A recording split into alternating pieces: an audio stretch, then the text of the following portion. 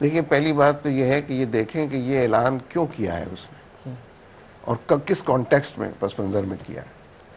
طالبان کے مطالبات تھے. طالبان سے جب بھی کہا گیا کہ آپ مذاکرات کی میز پر بیٹھیں, انہوں نے کہا کہ امریکہ پہلے اپنے ٹائم ٹیبل کا اعلان کرے کہ وہ یہاں سے کب جا رہا ہے, کیسے جائے گا, اس کو پوری تفصیل بتائے. ان کا دوسرا مطالبہ یہ تھا کہ 42 طالبان جن کو ایکسٹریمسٹ اور ٹیررسٹ قرار دیا ہے, یونائٹڈ نیشنز تک سے بھی اس کا سرٹیفکیٹ آ گیا ہے, ان پر سے یہ بین ہٹایا جائے.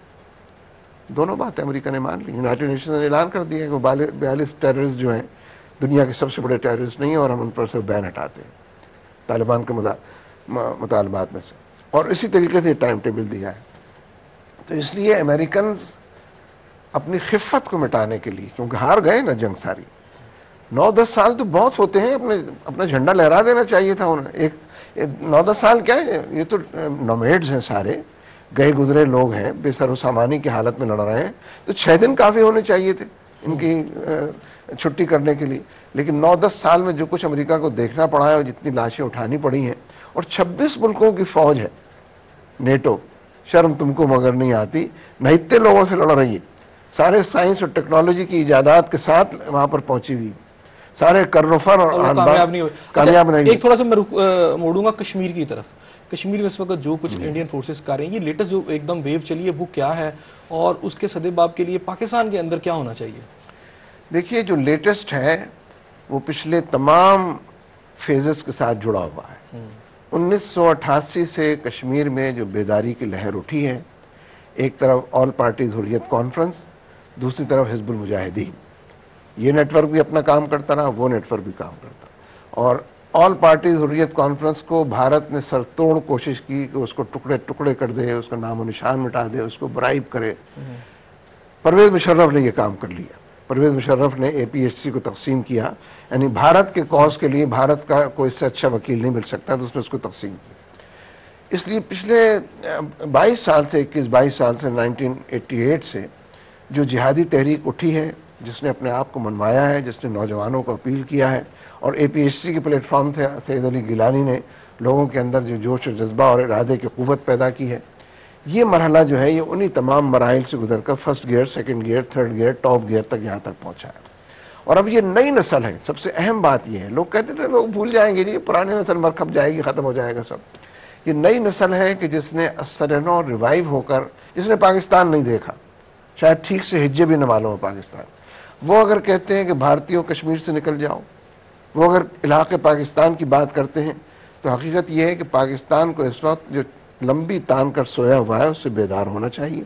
ٹھیک ہے, وزیر خارجہ نے بھی ایک چھوٹا سا بیان دے دیا ہے. جب کرزئی نے کچھ بات کی تو آصف زرداری کو بھی کچھ کہنا پڑا ہے کشمیر پر, لیکن ہماری کشمیر کمیٹی کا اجلاس ہونا چاہیے جو اب تک نہیں ہوا ہے.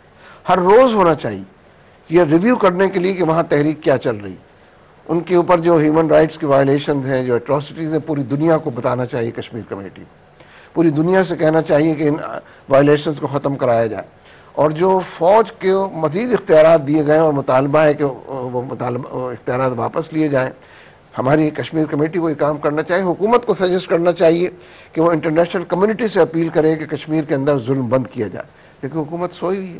رائٹ. اچھا پروفیسر, ایک میرا سیکنڈ لاسٹ کوشچن, اس کے بعد میرا آپ کے ساتھ لاسٹ کوشچن. گوادر پورٹ کیا ہمیں چائنا کو دے دینی چاہیے؟ چائنا پاکستان کا دا موسٹ ٹرسٹڈ فرینڈ ہے, ہمارا سب سے زیادہ قابل اعتماد ساتھی ہے, اور چائنا کو بھگتنا بھی پڑا ہے پاکستان کی دوستی. یہ جو چائنیز انجینئرز قتل ہوئے ہیں, جو چائنیز انجینئرز اغوا ہوئے ہیں, جو چائنیز کو جگہ جگہ مسائل, یہ اس لیے کہ امریکہ نہیں چاہتا کہ اس خطے کے اندر, اور بالخصوص جو میگا پروجیکٹس ہیں بلوچستان کے, اس کے اندر چائنا کا عمل دخل ہو. ہمیں اس پر فرم ہونا چاہیے, چائنا کے ساتھ مل کر کام کرنا چاہیے. ہمیں دوستی اپنے ریجن کے لوگوں میں اگر دوستوں کی تلاش کریں گے تو چائنا جیسا دوست نہیں ملے گا. اور پھر یہ کہ امریکہ کو اس خطے سے نکالنے کے لیے بھی, اور امریکہ کے بڑھتے ہوئے اثر کو, جو بھارت کا دوست ہے دراصل, اور بھارت کے ساتھ اس نے ایٹمی پروگرام کا بھی معاہدہ کیا ہے, اس کو نگیٹ کرنے کے لیے بھی ہم سمجھتے ہیں چائنا سے. بلکہ ایک بات میں عرض کر دوں چائنا کے حوالے سے, یہ جو سندھ ہے ہمارا, صوبہ سندھ, اس کے اندر جتنی کول مائنز ہیں انپریسیڈنٹڈ ہے, انپیرلڈ ہے, کوئی اس کا مقابلہ کرے. چائنا بار بار آفر کر چکا ہے کہ تمہاری ساری انرجی کی ضروریات بھی ہم پوری, ان کی ٹیموں کو بلاتے ہیں, اسلام آباد سے مذاکرات کرتے ہیں, کراچی بھیج دیتے ہیں. کراچی والے پھر اسلام آباد بھی شٹل کاک بنا دیتے ہیں. یعنی ہمیں اپنے خود ہی مفادات عزیز نہیں ہیں اور ان کی پرائرٹی. تو چائنا نے اب تک ہمیں ٹرسٹ وردی فرینڈ کا حق ادا کیا ہے اور ہم سمجھتے ہیں کہ اس کے ساتھ مزید اس حوالے سے آگے بڑھنا چاہیے. میرا last question, M Q M کے جو لیڈر ابھی ان کا حالیہ لندن میں قتل ہوا ہے، عمران صاحب جو ہیں، ڈاکٹر عمران، کس تناظر میں اس قتل کو آپ دیکھتے ہیں اور کون لوگ اس میں ملوث ہیں، اور اس کے کیا پاکستان کی سیاست پر یا کراچی کی سیاست پہ کوئی اثرات مرتب ہوں گے؟ اصل میں ایم کیو ایم کو تو بہت اچھی طرح جانتا ہوں، اس لیے میرا خیال یہ نہیں ابھی تک بن سکا ہے کہ ڈاکٹر عمران فاروق کو کوئی قتل کر سکتا ہے. عمران فاروق کو قتل نہیں کیا ہے کسی نے، کوئی ہاتھ ہی نہیں لگا سکتا. پھر یہ کیا ہوا ہے؟ جو عظیم طارق کے ساتھ ہوا تھا وہی ہوا ہے. اور یہ تو اب ہمارے میڈیا ڈرے ہوئے، سہمے ہوئے، خوفزدہ لوگ ہیں. ڈان جیسے اخبار نے فرسٹ پیج پر 8 کالمی خبر لگائی ہے اور پوری خبر فرسٹ پیج پہ تو نارمل ہے عمران فاروق کے ساتھ. آخر میں جب وہ کیریڈ سٹوری ہے تو آخر میں 4 جملے اس پہ بھی ہیں کہ پچھلے کئی سال سے وہ ڈیفنکٹ تھے، غیر فعال تھے، پارٹی میں ان کا انٹرسٹ ختم ہو گیا تھا. اور بہت سے لوگ کہتے ہیں شاید یہ بھی ایک وجہ رہی. بہت شکریہ پروفیسر صاحب آپ کا.